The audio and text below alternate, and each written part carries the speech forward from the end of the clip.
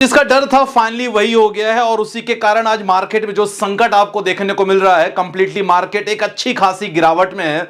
और ऐसी गिरावट में बहुत सारी चीजें जो है ना, आज की वीडियो में थोड़ी बुरी होने वाली है, लेकिन एक डेटा आपको दिखाने वाला हूं। वो डेटा देखने के बाद आप बोलोगे सर इतनी बुरी खबर के बाद एक राहत की खबर है हमारे लिए, जो लोग खासकर म्यूचुअल फंड में इन्वेस्ट कर रहे हैं, शेयर मार्केट में इन्वेस्ट कर रहे हैं, उनके लिए राहत होगी। मैं अपनी जर्नी जरूर दिखाना चाहूंगा, वहां से आप इंस्पिरेशन लोगे कि 2020 से जब इन्वेस्टमेंट की जर्नी मैंने चालू की थी, क्योंकि कुछ इन्वेस्टमेंट मैंने 2020 में किया है, कुछ 2022 में किया है, कुछ 2024 में किया है। तो जितने लोग पिछले 5-7 सालों से हो, वीडियो के बाद थोड़ा संबंध में क्लियर हो जाएगा कि कौन सी इन्वेस्टमेंट आपको कब पॉजिटिव रिटर्न देती है और कौन सी इन्वेस्टमेंट कब आपको नेगेटिव रिटर्न देती है। कंप्लीट वीडियो होने वाली, वीडियो जरूर चेकआउट करना। वीडियो पसंद है दिल से लाइक कर देना। स्टार्ट करते हैं। मार्केट में देखो, सबसे इंपॉर्टेंट जो डर था ना मार्केट का, वो था जी हां टैरिफ को लेके। और आप लोग के मन में होगा कि भाई ये जो ट्रम्प साहब हैं, ये क्यों टैरिफ बढ़ा रहे हैं यार, और बढ़ाना नहीं, बढ़ा दिए हैं। उस टैरिफ बढ़ाने के बाद कितना अंतर पड़ता है बाकी देशों में और अपने देशों में, कितना प्रॉब्लम हो जाएगी in terms of import export, किन चीजों के दाम और बढ़ जाएंगे, और उसी के कारण मार्केट में गिरावट है। फिलहाल बहुत बुरी तरह खबर है, मतलब खबर अच्छी बिल्कुल भी नहीं है। सेंसेक्स 1110 पॉइंट, जब वीडियो बना रहा हूं मैं, खासकर सबसे ज्यादा दुख हो रहा है ना सर स्मॉल कैप को देख के। यहां रिटेलर्स ना थोड़ा सा मन से टूट चुके हैं। अब फाइनली ये समझ चुके हैं कि भाई यहां से ना गिरावट कम नहीं होने वाली, और तेज होगी एज ए रिटेल इन्वेस्टर। क्योंकि स्मॉल कैप में जब भी गिरावट होती है ना, ये गिरावट दिखाती कि भाई मामला अच्छा बिल्कुल भी नहीं है। चारों तरफ खबर है, मैं नहीं, अगर आप देखोगे ना तो चारों तरफ यही खबर है कि सर ट्रंप साहब को लेके कंप्लीटली अनाउंसमेंट लगातार इनका हो चुका है, और लगातार 25% उन्होंने लगातार बढ़ा दिया है। और उसी के कारण इन्वेस्टर 7 लाख करोड़ पिछले 4 दिनों में एज ए इन्वेस्टर लगातार यहां पैसा नुकसान हो चुका है। तो मामला बिल्कुल भी अच्छा नहीं है, और यही रीजन है कि लगातार मार्केट में गिरावट बहुत तेजी से बनी हुई है। चलो ये तो हमने देख लिया। अब इंपॉर्टेंट है जो आपको मैं बताना चाहता हूं कि देखो टैरिफ रेट को लेके क्या हुआ है आज। बेसिकली देखो, कनाडा, मैक्सिको, साउथ कोरिया, जो अमेरिका को जाता है, खासकर एल्युमिनियम और स्टील की जितनी भी चीजें हैं, जो प्रोडक्ट है, तो जो यूएस को जाता है कहां से, from Canada, Mexico, south Africa. ये 3 कंट्री ऐसी है ना माय डियर फ्रेंड्स, ये तीनों देशों से सबसे ज्यादा इनके पास एल्युमिनियम और स्टील जाता है। ठीक है, ट्रम्प साहब ने कह दिया कि भाई अगर आप हमारे यहां कुछ सामान भेज रहे हो, कुछ प्रोडक्ट भेज रहे हो, यहां आप पे 25% एक्स्ट्रा ड्यूटी लगने वाली है। मतलब आपके सामान में 25% एक्स्ट्रा रेट लग गया। अगर आप 10 लाख का सामान भेज रहे थे सर, आपका सामान अब 2,50,000 ज्यादा रेट होगा। ये तो मैंने एग्जांपल दिया है, 12,50,000, मतलब 10 लाख वाला सामान 12,50,000 होगा। और पता है क्या है, Canada, Mexico, south Korea, Brazil की बात करें तो ये देशों से सबसे ज्यादा एल्युमिनियम और स्टील के प्रोडक्ट यूएस में आते हैं। भारत की अगर बात करें तो भारत में मार्केट में गिरावट जरूर है, लेकिन भारत में ना जो हम लोग उनको भेजते हैं बेसिकली बहुत कम है, केवल 2 से 4%, 5%, 6% मैक्सिमम, इससे ज्यादा नहीं है। भारत पे असर कम है, लेकिन सबसे ज्यादा असर पड़ेगा ग्लोबल। तो अदर कंट्रीज जो यूएस में सामान भेज रहे हैं, यहां सबसे ज्यादा दिक्कत होगी। जो 25% है, हर चीज का रेट बढ़ गया। क्या प्रॉब्लम होगी ना, यूएस में सबसे ज्यादा होगा इन्फ्लेशन आएगा। बोलोगे सर इन्फ्लेशन यूएस में आएगा, तब क्यों ट्रम्प साहब ने किया? देखो 2008 की कहानी में इन्होंने सेम कहानी अपनाई थी। 2008 में सेम टैरिफ रेट को बढ़ाया था।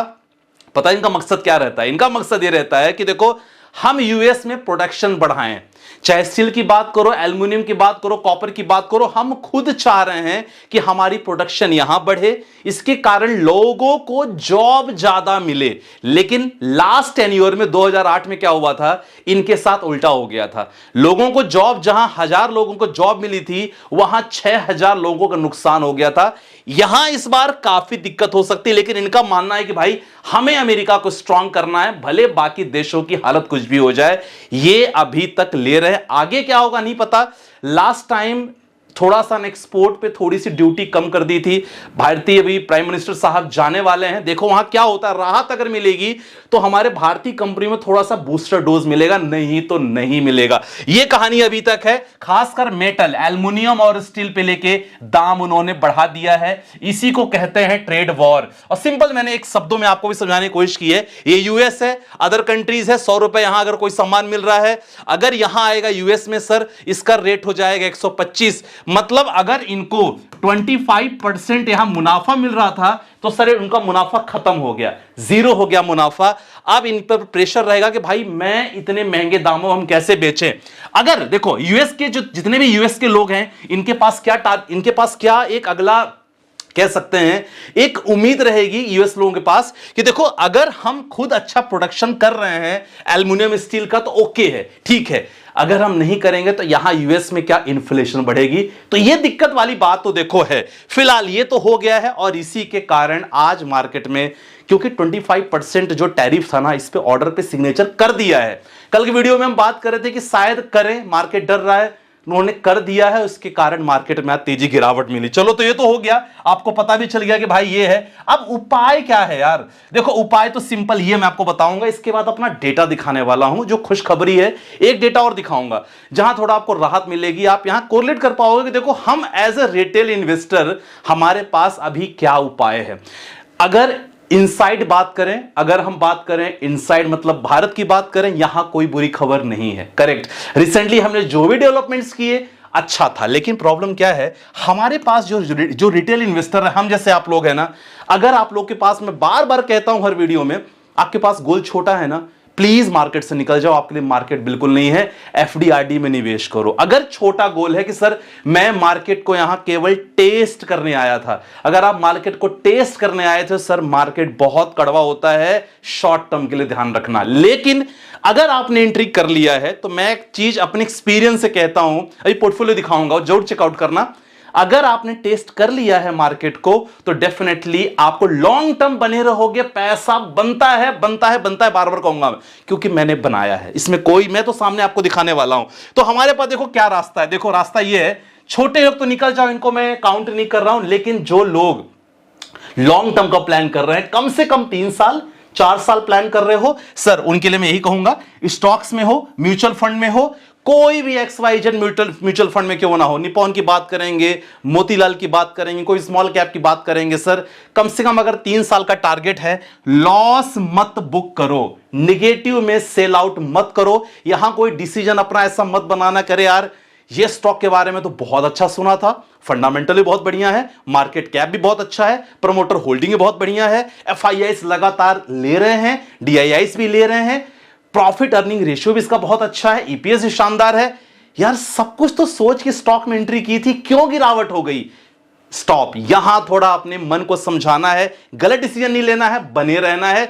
कितने समय के लिए सर, यहां कम से कम यही कहूंगा, आने वाले 2 से 3 महीने बहुत इंपॉर्टेंट होने वाले हैं आपके लिए। ये एज ए इन्वेस्टर आप बोलोगे संदीप भाई जो अच्छी खबर के बारे में आप बात कर रहे थे वो क्या है।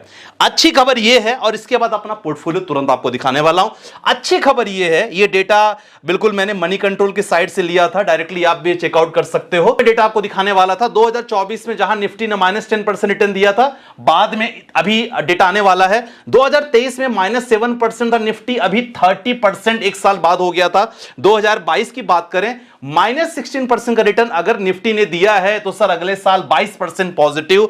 2021 की बात करें, 2020 में तो मामला अलग था क्योंकि कोविड था, लेकिन एग्जांपल हम देते हैं 2015 -16%, अगले साल निफ्टी ने 18% का रिटर्न दिया। सेम इसी तरह 2013 में -14% और निफ्टी ने 50% का रिटर्न दिया। तो आपने देखा कि अगर ओवरऑल एवरेज अगर बात करें तो पिछले अगर 14 साल की बात करें, 10 साल की बात करें, तो अगर निफ्टी ने -12.5% का अगर आपको लॉस दिया है तो सर 20% का अगले साल ही रिटर्न दिया है। तो कहने का मतलब ये मैंने शॉर्ट ड्यूरेशन में कर दिया है। देखो कि आपको अगर एक साल निफ्टी ने कुछ निगेटिव रिटर्न दिया है तो आने वाले 1 सालों बाद निफ्टी की तरफ से कंप्लीटली डबल डेटा आया है। तो ये खबर थोड़ा सा आपके लिए पॉजिटिव होगी, क्योंकि देखो यार चारों तरफ ही निगेटिव खबर है और निगेटिव खबर जल्दी तेजी से फैलती है। तो मेरे पास जो पॉजिटिव डेटा आपके पास आया है, ऑथेंटिक डेटा आया है, वो आपके सामने मैं दिखाना चाहूंगा। और सबसे इंपॉर्टेंट है ये मेरा पोर्टफोलियो चेकआउट करोगे ना सर, दूध का दूध पानी का पानी क्लियर होगा। और सबसे अच्छी बात है ना, आपके मन के डाउट खत्म होने वाले हैं। सबसे इंपॉर्टेंट, आप तीनों में से गेस करो मेरा रिसेंट का पोर्टफोलियो कौन सा होगा। मैं आपको ये होमवर्क देता हूं, 1 सेकंड के अंदर आपको पता चल जाएगा कि देखो 2024 में मैंने 5,64,000 वैल्यू डाला, करंट में 4,45,000 है। कितना है? 4,45,000। ये चेकआउट करना, पहला वाला ये, ठीक है ना। मुझे लगभग 21% निगेटिव रिटर्न चल रहा है। ये केवल आप लोग के लिए मोटिवेशन के लिए। आप लोग सोचते हो ना कि लॉस में मैं हूं, सर ऐसी बात नहीं है। लॉस में आज सबका पोर्टफोलियो है, लेकिन इंपॉर्टेंट बताए क्या है? जिन्होंने रिसेंट में इन्वेस्टमेंट किया है। अब एक बात बताओ मुझे, आपने इन्वेस्टमेंट ये किया, ये मेरा देखो, ये पोर्टफोलियो चेकआउट करो, आपके सामने थोड़ा सा ना यहां ये दिखा रहा है। ये देखो, ये रिसेंट का है। क्यों? 2024 से मैंने इन्वेस्टमेंट किया था, 2024 की बात है। तो जो लोग 2024 में होंगे, मैं स्टॉक की बात कर रहा हूं, म्यूचुअल फंड नहीं है ये, ओनली स्टॉक है, स्टॉक्स, शेयर्स। जो लोग 2024 में निवेश किए हैं सर, वो देखो इनकी हालत ऐसी हो सकती है। अब बोलोगे संदीप भाई अगला, देखो ये वाला जो डेटा आपको चेकआउट हो रहा है ना, ये 2022 का डेटा है। 2022 में ओवरऑल पीएनएल मेरा 6% है, मैं पॉजिटिव में हूं ओवरऑल। लेकिन आज का मार्केट देखो दिखा रहा है -33,000। टोटल इन्वेस्टमेंट 7,21,000, करंट वैल्यू दिख रही है 7,61,000। ये 2022 में है। अब सबसे पुराना डेटा मेरा चेकआउट करो, क्योंकि तीनों का मेरा अलग अलग डीमेट अकाउंट है। ये डेटा चेक करो आप।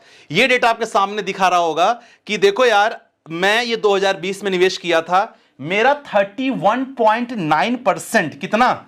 32% मुझे पॉजिटिव रिटर्न दिख रहा है। कितना दिख रहा है? 32% पॉजिटिव है। और मुझे लगता है कि अगर आपने वीडियो तक यहां तक रुके हो ना, आपके मन से काफी टेंशन खत्म हो गई होगी। मैंने टोटल इन्वेस्टमेंट 1,76,000 किया था 2020 से, अभी करंट वैल्यू है 2,33,000 और 31% का टोटल रिटर्न चल रहा है। ये कहां? ये आज का देखो लॉस कितना है, -5,118। ये अगर थोड़ा सा मार्केट अगर करवट बदलता तो मुझे और अच्छे खासे रिटर्न देखने को मिल गए होते। तो मुझे लगता है ये देख के ना आपका मन की टेंशन खत्म हुई होगी। अगर हुई है, कमेंट सेक्शन में मेंशन कर दो कि संदीप भाई आपका पोर्टफोलियो देख के ना मन की टेंशन खत्म हो गई है। तो इंपॉर्टेंट आपको कहने का ही मतलब है, समय खराब है। पोर्टफोलियो के फंड्स अगर आपने सजेशंस लेके किए होंगे मुझसे, तो डेफिनेटली खराब तो मैं दूंगा नहीं, क्योंकि मैं वही फंड मैं ले रहा हूं, वही स्टॉक्स मैं ले रहा हूं। तो समय खराब है। ये समय कब तक खराब है देखो कोई नहीं जानता ऊपर वाले के अलावा। तब तक पेशेंस रखना बहुत जरूरी है। और यस, कोई गलत डिसीजन ना ले लेना, क्योंकि आने वाले यहां से 2-3-4 सालों के लिए टारगेट हमने ले रखा है, राइट। सो आज की वीडियो में बस इतना ही। वीडियो पसंद है इसे लाइक कर देना, चैनल में सब्सक्राइब जरूर कर लेना। मिलते हैं नेक्स्ट वीडियो के साथ। बाय बाय, टेक केयर, जय हिंद।